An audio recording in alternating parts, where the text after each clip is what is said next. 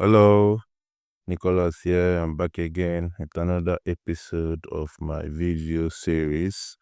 Today we are going to be discussing the real cost of building a SaaS product from scratch. Okay. I have built so many SaaS projects. In fact, I also have my own SaaS projects, draftanid.com. And in most cases, when I am discussing with clients here, they don't really have a full scope of what it takes to build software as a service. Sometimes they actually think it's the same thing with building a simple website, a portfolio website. It requires a lot. And today, I want to break it down for both developers and as well clients that want to have a like an overview of how to build a SaaS product. Yeah. And there are two ways you can go about this. Yeah. If you want to establish it as a company, where you will be charging your users per month. Obviously that's what SaaS is generally, monthly payments or quarterly or annually. um when I say company, you want to hire developers. That would obviously be more expensive on your end. But if you want to hire a freelancer, that would actually be cheaper. So here is what when people reach out to me, here's what I try to navigate them through here. If you want to build a SaaS product, I would not really advise you to go from the start to hiring developers, front end and back end, or UI UX, servers and all those, or hiring people, hiring a team. My advice is to get a freelancer here. I'm not just saying this because I am a freelancer. Generally, that's the best thing to do, in my opinion. You get a freelancer or you get somebody that is full stack that can do all those things, yeah.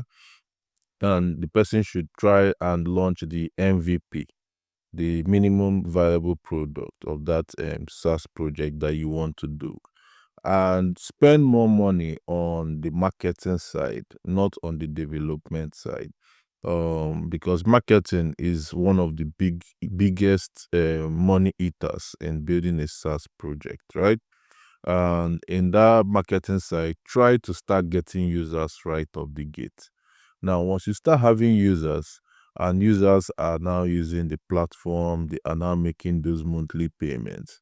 It is then that you can now go ahead to be hiring developers, hiring people that will help you manage the project, right? Because at that point, you already have monthly revenue coming in that you can actually use from that same product to pay the salaries of those that you're hiring. Because I've seen this happen so many times where somebody that wants to launch a SaaS project goes right out of the gate to hire a full team, and after 6 months, he has to let the entire team go because he's not able to sustain making those salary payments every month, right? So that's the one of the hidden things you really need to actually be aware of. So most times freelancers have an edge in aspects like that. So it helps you reduce the cost drastically and put your MVP out there. And then once it works, or if it doesn't work, at least then you know it doesn't work. You won't have to go through the painstaking task of um sacking or firing or letting go of employees that you've already hired and has not even gone out of probation period, you know. And obviously, from what I've said so far, one of the major costs you need to be aware of is development cost, which is building the entire SaaS project, the back end, the front end, and mobile app, but is optional. In most SaaS projects, especially MVP, it's always good to have a website first. Then, as people are using it, and you can attest to the fact that people are actually using the platform, you can now switch to a mobile app. In some cases, there is UI UX. If the money is tight, my suggestion is to just get a template from Team Forest that works for you. But if the money is not tight and you have a particular design in mind, for sure, you can get UI UX and design on Figma or Adobe. Then there is branding, logo, icons. AI does a lot of this now, but it's good to have a designer if you want to. But I don't really think that should be that huge of a cost. Now let's go to infrastructure cost. This is where you have to spend money on your domain, you have to spend money on your hosting and SSL as well, which is very important for security. I would also suggest if you can put your platform on the free Cloudflare, and if you have some money, you can go for the pro. Cloudflare would really help you a lot in terms of WAF, and even security, as well as caching as well. So Cloudflare is good. Then you will need an email service like Bravo, Mailgun, Mailchimp. I love Bravo. I love to use Bravo. That's my personal choice. Then we can set up cloud storage, maybe Google Drive for your backups, or Amazon. Yeah, that's on infrastructure cost. Then there is business and marketing cost, which is where you would have to make sure your SEO is on point. You have to put it on Google Search Console for Google indexing. You also need to set up your Google Analytics. This part is actually free, yeah. But you need to make sure that your SEO works, because sometimes most of the money drivers or what brings in people to your platform can simply just be SEO, people finding you on Google. Yeah. Then there is paid ads. This is where, like I said, the main money goes here.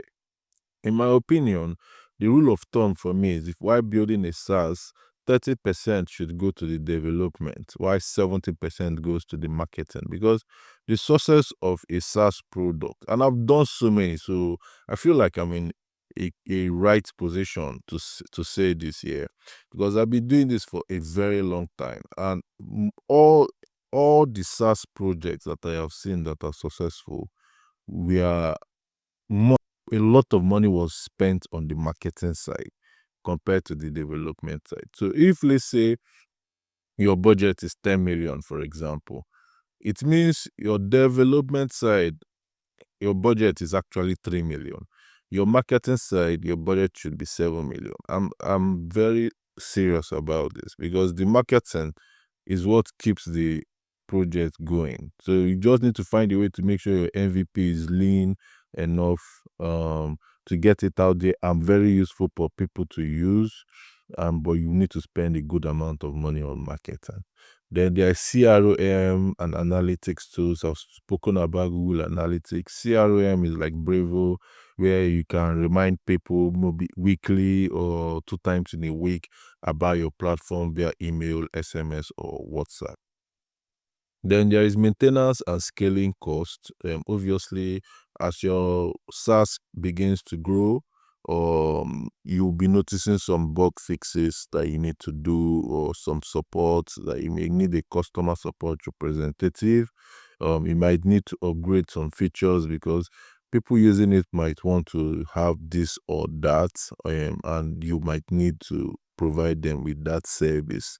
You might need to include obviously, for SaaS, most, if not even all, there is payment. There, Flutterwave, Paystack, or Stripe, or so you might need to make sure it's functioning properly and you are actually within the regulatory standard. So you might need to have a standby lawyer to make sure everything is good on that aspect. Yeah.